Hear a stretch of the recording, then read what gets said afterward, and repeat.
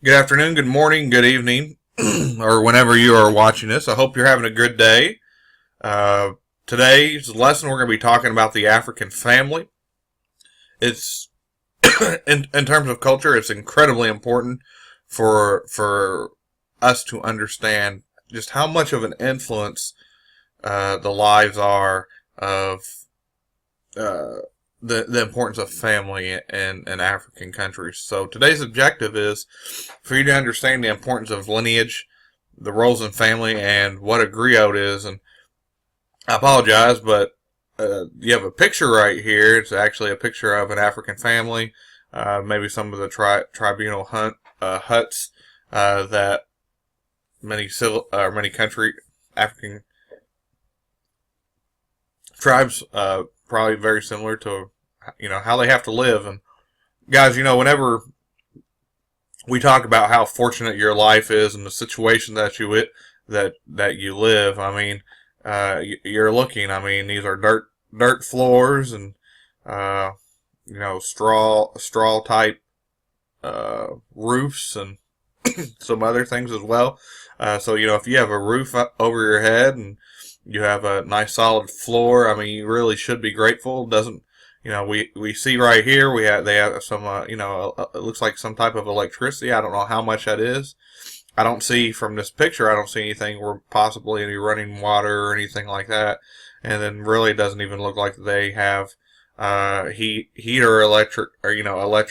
So they have to hang their clothes outside to have them dry. To start off this lesson, I'm going to talk about. It says it takes a village to raise a child. That has been something that has been that is a strong context in education, and they believe it. So and this is supposedly an old African proverb. I can't confirm it, but I want to give credit where credit is due. So we're going to talk now about the family and how important it is. So there's some different variations that you guys need to understand. The kinship was a family relationship. So if you've ever heard anybody say, "Are you kin to so and so?"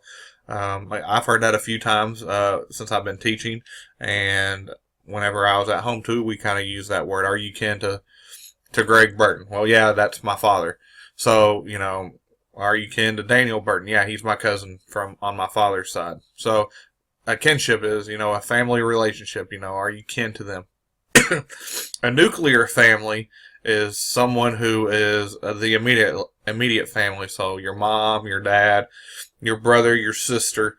Those would be considered people who would be your nuclear family. And then you have the extended family, which would be your aunts, your uncles, and your grandparents. I would actually probably put in there too your brother-in-law, or sisters-in-laws. So the question is okay, Mr. Berg, why is this important? Why do we need to know that? Well, it's important because, in particular, West African families work together with each other. When I talk about each other, I'm talking about each other's families, trying to help each other out. They have a feeling of togetherness. I know that sometimes that some families may not always share a good common relationship with each other, and that creates a lot of hostility. So, families in Africa, they really try to have, if you're part of a kinship, you guys all kind of work together and try to do what you can to be successful.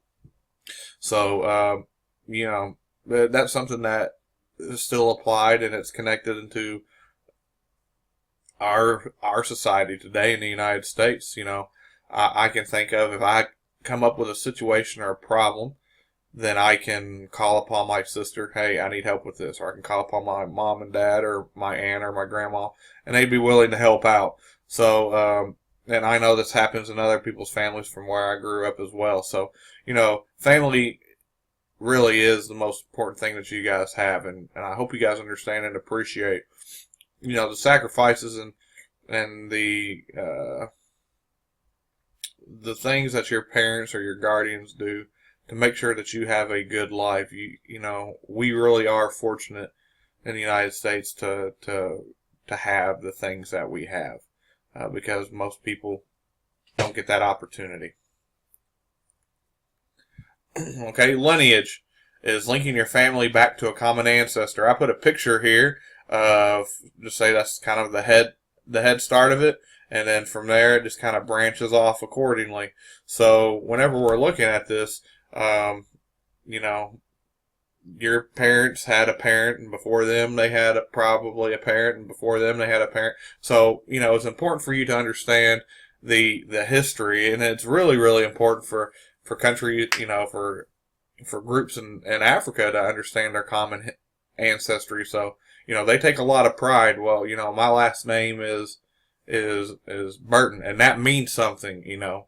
I'm just using that as an example for maybe somebody in Africa. You know, that really means something of importance, because people can say, oh, I remember, you know, so-and-so, you know, Mr. Burton, you know, he was a nice guy. He worked really hard. So he has a reputation he has built a reputation for you, or for me, to be a hard worker. But unfortunately as well, you know, if they have a bad reputation, it kind of carries you along. So it's important for, you know, back then and still to this day, it's important for you to understand your lineage, and it's really important in Africa, because that kind of gives you a title of where you're going to be on the totem pole. Clan had several lineages put together. So if you're a clan, you know, the group of the Burtons, they're all linked together, and we can see how and where we came apart. So there's two different types of family lineage, and really, I think this is pretty easy to understand. But the maternal, okay, and the paternal, okay. It says matrilineal and then patrilineal, okay. But think of maternal and paternal, okay. Matrilineal is from the mother's side, and then patrilineal is on the father's side. Most families in West Africa come from the patrilineal side. Okay, so just remember, if somebody asks, and in most societies, most of them are patrilineal. In ancient civilizations, you know, it comes on from the father's side. There's been a group of people that we've discussed in Judaism where they took more of a matrilineal side. And that's really the big difference between Judaism and compared to other civilizations in which we have discussed, where you can actually see some of the matrilineal information. And then finally, the last thing we're going to be talking about is a griot, and this is and typically it's an old man who told a story through word of mouth, not written word, and this gentleman would be trained his whole life to carry on that tradition. It is the most prestigious position in an African tribe is a griot, because it is his job, it is his responsibility to pass that on to the kids, pass that on to adults, that people know this is how we came about, and this is the way it's going to be.